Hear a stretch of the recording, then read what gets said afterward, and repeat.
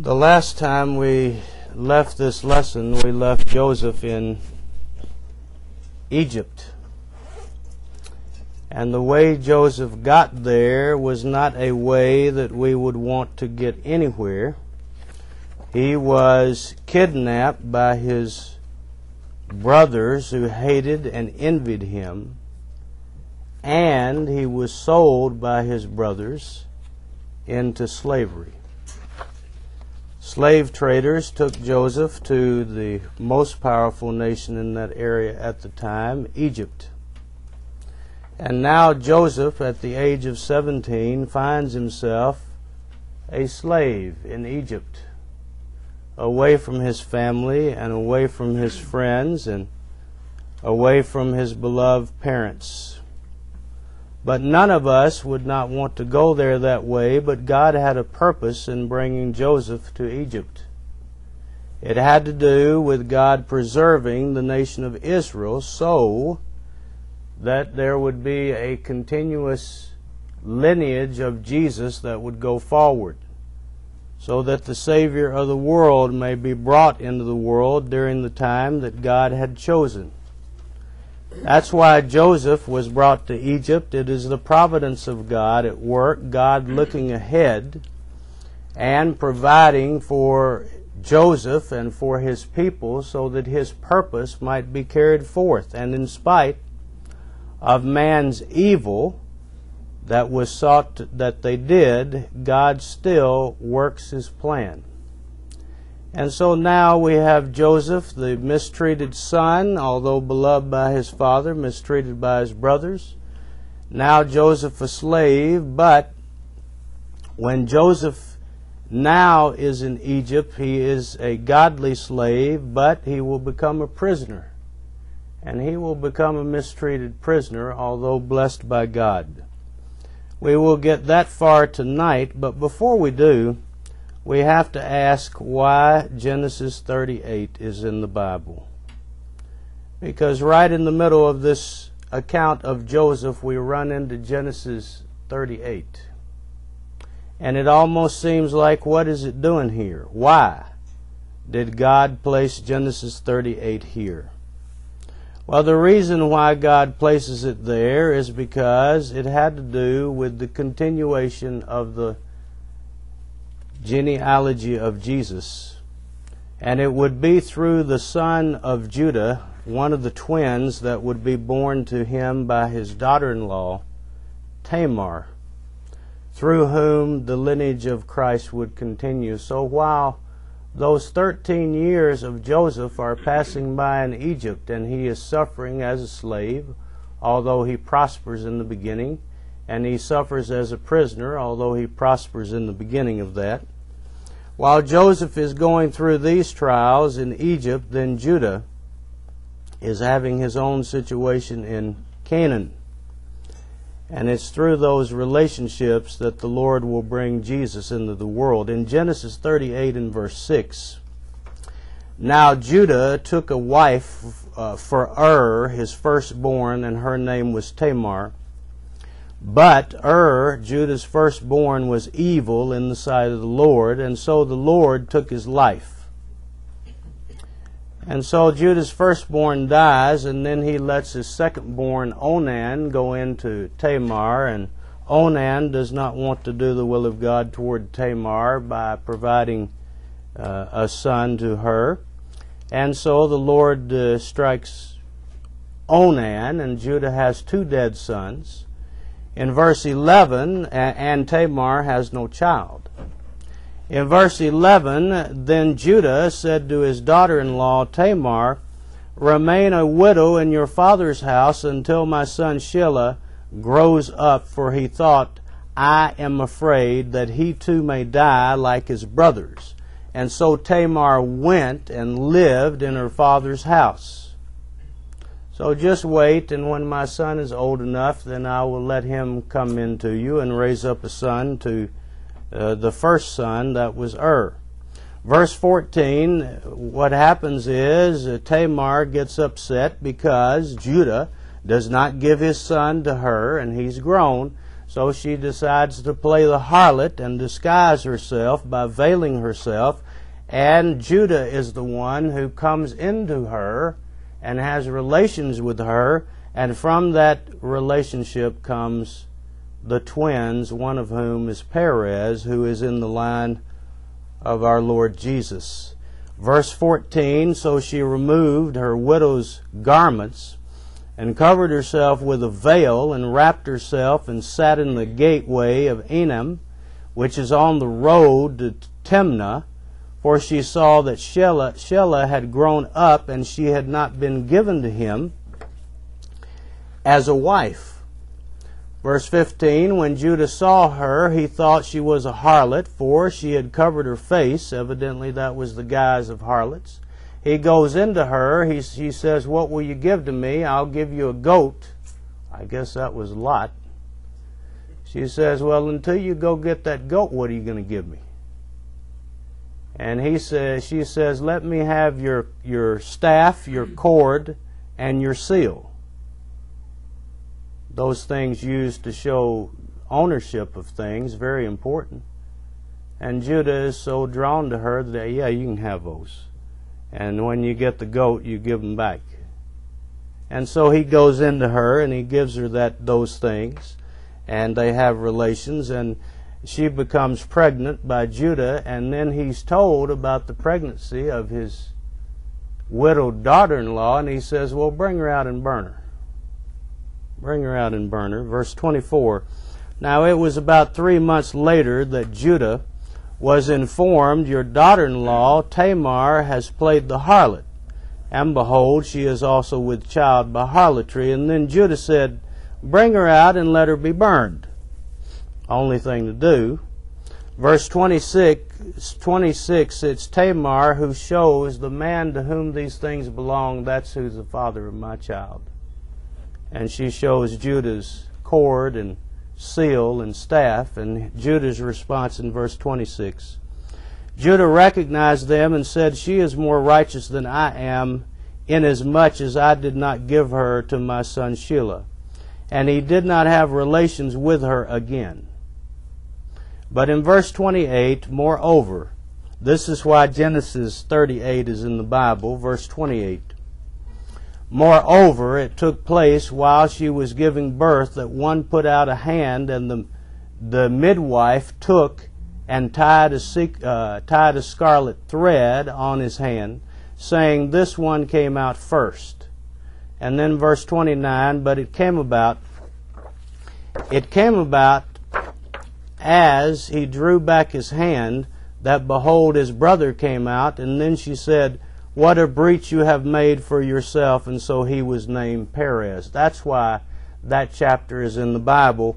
And when you look at Matthew 1 and verse 3, the genealogy of Jesus, Judah was the father of Perez, that aggressive twin that wanted to come out first, that she tied that ribbon around.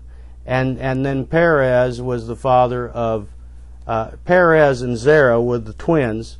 By Tamar, Perez was the father of Hezron, and Hezron the father of Ram, and on down it goes to Jesse, David, and Solomon, and on down it goes to Zerubbabel, and finally down to Jesus. But we understand that the genealogy of Christ was brought forth in this illicit relationship between Judah and Tamar, his daughter-in-law.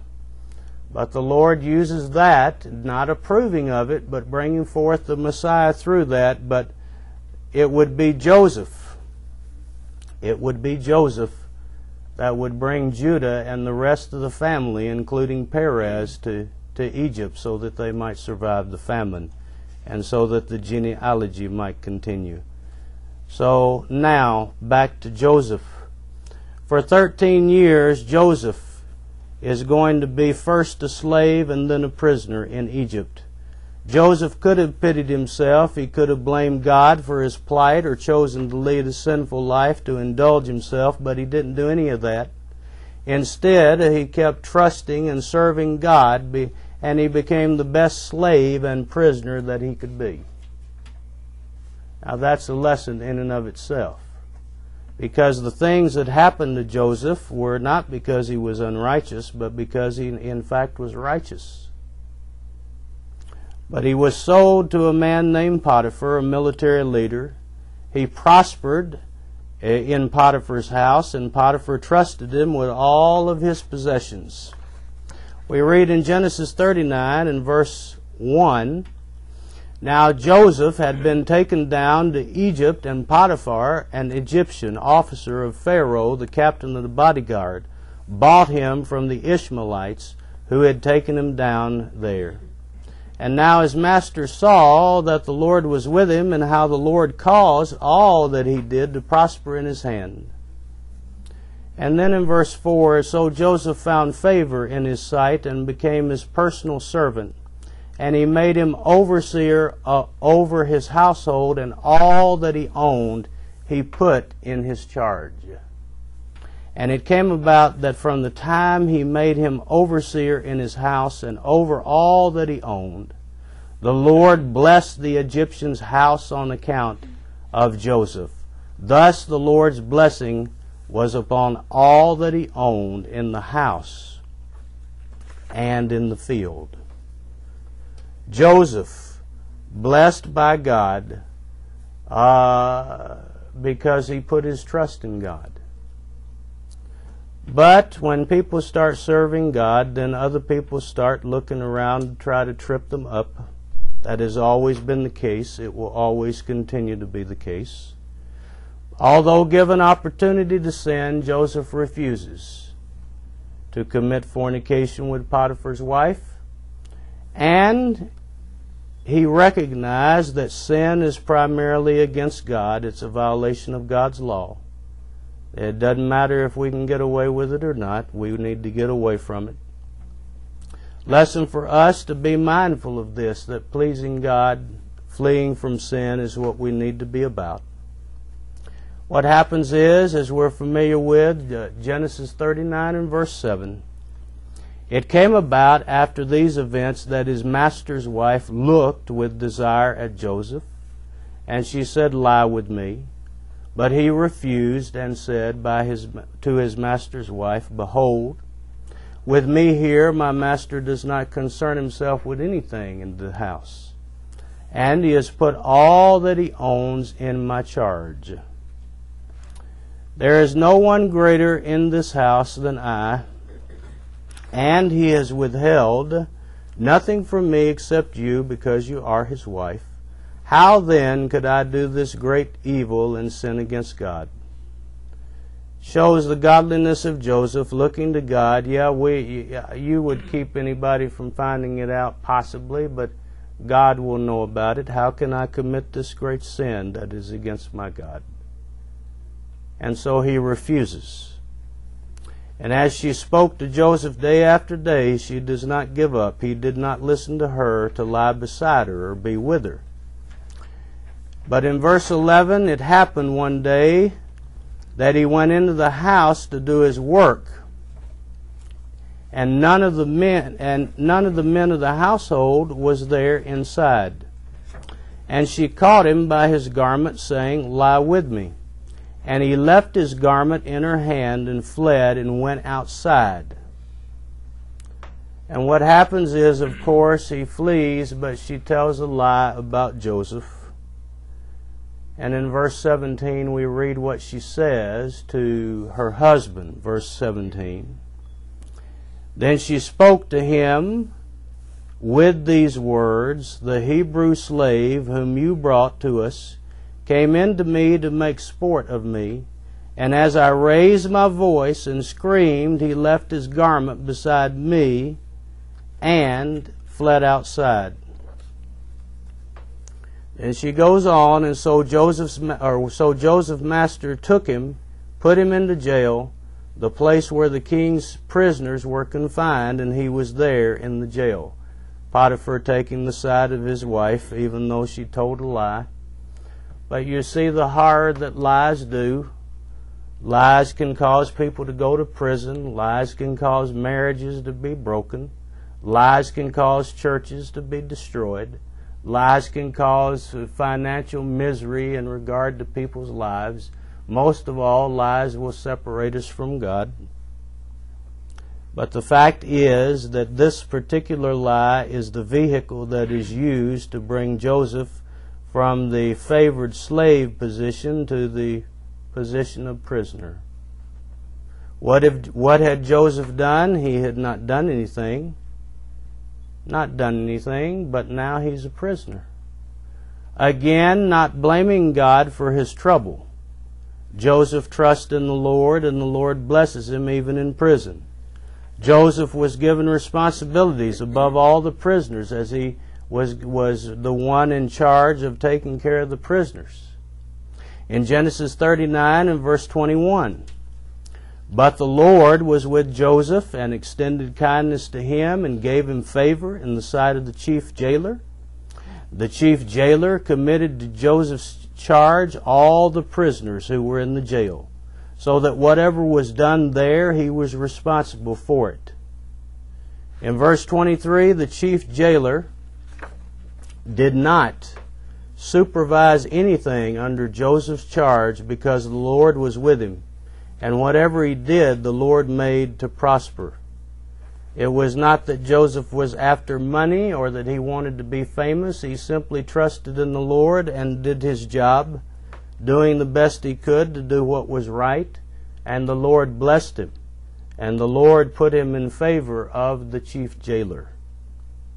Although the Lord blessed him, Joseph also is going to suffer as a prisoner, because what happens is that the chief baker and the chief cupbearer Pharaoh has sent to jail. They have dreams, and Joseph interprets their dreams in the correct manner. The chief cupbearer is released, and all Joseph asks him to do is just remember me to Pharaoh and put in a kind word for me. Please do that. And you would think after Joseph interprets his dream that he would be willing to do so. But for 2 years, he doesn't even know Joseph, that he knew anybody named Joseph. Doesn't have any memory of Joseph. Doesn't even think about mentioning Joseph, but goes along his way doing whatever he wanted to do. Ingratitude and neglect on the part of this man, Joseph stays 2 more years in prison. What happens? Genesis 40 and verse 1. Then it came about after these things, the cupbearer and the baker for the king of Egypt offended their lord, the king of Egypt. How they did that, I don't know. But when you offend Pharaoh, you go to jail. At least that's what happened to them. Verse 3. And so he put them in confinement in the house of the captain of the bodyguard, in the jail, the same place where Joseph was imprisoned. And while in prison, they have the dreams. Then the cupbearer and the baker for the king of Egypt, who were confined in jail, both had a dream the same night, each man with his own dream, and each dream with its own interpretation. Verse 8, then they said to him, we have had a dream, to Joseph, and there is no one to interpret it. Then Joseph said to them, do not interpretations belong to God? Tell it to me, please. So he's giving credit to God. There's no credit to Joseph. That if he can do anything, it's because God has given him the power to do so. Verse 9, so the chief cupbearer told his dream to Joseph and said to him, in my dream, behold, there was a vine in front of me. And on the vine were 3 branches, and it was budding, and as it was budding, its blossoms came out, and its clusters produced ripe grapes. Sounds like a pleasant dream. Verse 11. Now Pharaoh's cup was in my hand, and so I took the grapes and squeezed them into Pharaoh's cup, and I put the cup into Pharaoh's hand. Then in verse 13, Joseph interprets his dream and says, within 3 more days, Pharaoh will lift up your head and restore you to your office, and you will put Pharaoh's cup into his hand according to your former custom when you were his cupbearer. Verse 14, only keep me in mind, when it goes well with you, and please do me a kindness by mentioning me to Pharaoh and get me out of this house.